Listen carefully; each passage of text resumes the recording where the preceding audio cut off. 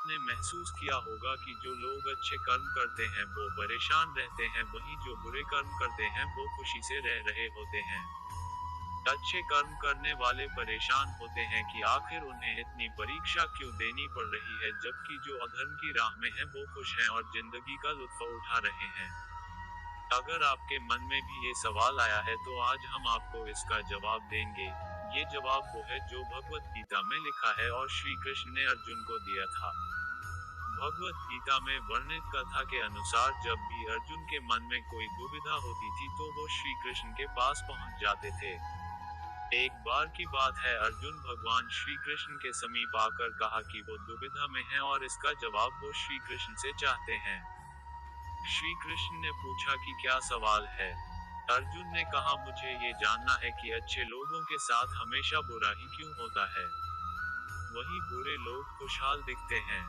अर्जुन के मुंह से ऐसी बातें सुनकर श्री कृष्ण मुस्कुराए और कहा, मनुष्य जैसा सोचता है और महसूस करता है वैसा कुछ नहीं होता है, बल्कि अज्ञानता की वजह से वो सच्चाई नहीं समझ पाता है। अर्जुन उनकी ये बात समझ नहीं पाए। इसके बाद श्री कृष्ण ने क्या कहा वो जानते हैं। श्री कृष्ण ने अर्जुन से कहा, पार्थ, मैं तुम्हें एक कथा सुनाता हूँ, उसे सुनकर तुम समझ जाओगे कि हर प्राणी को उसके कर्म के हिसाब से ही फल मिलता है। प्रकृति हर किसी को अपनी राह चुनने का मौका देती है।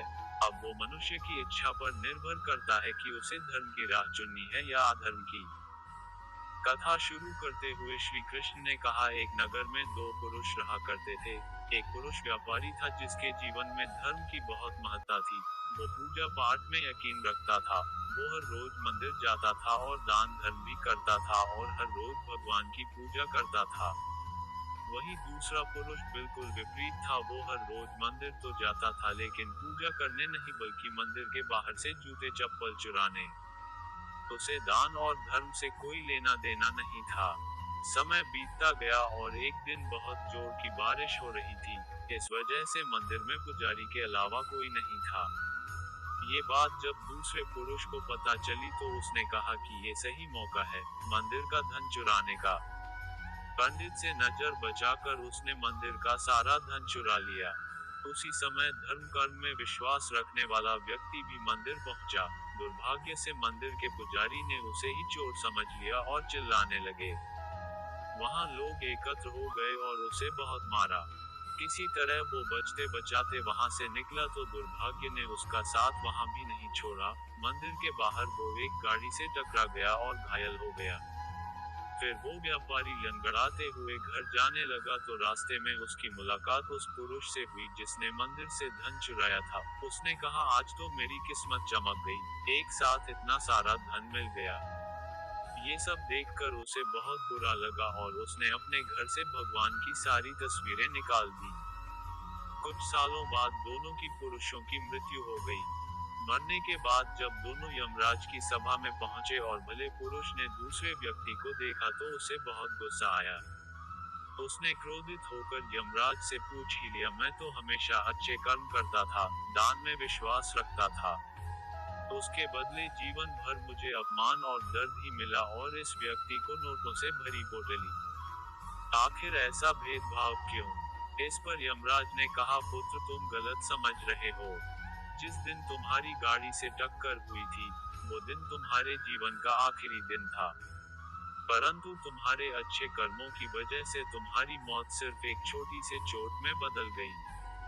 तुम इस दुष्ट व्यक्ति के बारे में जानना चाहते हो। दरअसल इसके भाग्य में राजयोग था, मगर इसके कुकर्मों और अधर्म की वजह से वो सिर्फ एक छोटी सी धन की पोटली में बदल गया। कथा सुनाने के बाद श्री कृष्ण अर्जुन से कहते हैं, पार्थ, क्या अब तुम्हें तुम्हारे सवाल का जवाब मिल गया? ऐसा सोचना कि भगवान तुम्हारे कर्मों को नजरअंदाज कर रहे हैं, ये बिल्कुल भी सत्य नहीं है।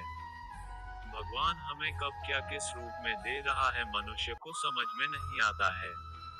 मगर आप अच्छे कर्म करते रहें तो भगवान की कृपा हमेशा बनी रहती है। इसलिए अपने अच्छे कर्मों को बदलना नहीं चाहिए, क्योंकि उसका फल हमें इसी जीवन में मिलता है। इसलिए मनुष्य का फर्ज है कि वो हमेशा अच्छे कर्म करते रहें, क्योंकि श्री कृष्ण ने गीता में भी बताया है कि किसी के द्वारा किया गया कर्म बेकार नहीं जाता है, चाहे वो अच्छा हो या बुरा। तो दोस्तों अगर कहानी अच्छी लगी हो तो वीडियो को लाइक और चैनल को सब्सक्राइब जरूर करें। जय श्री कृष्णा दोस्तों।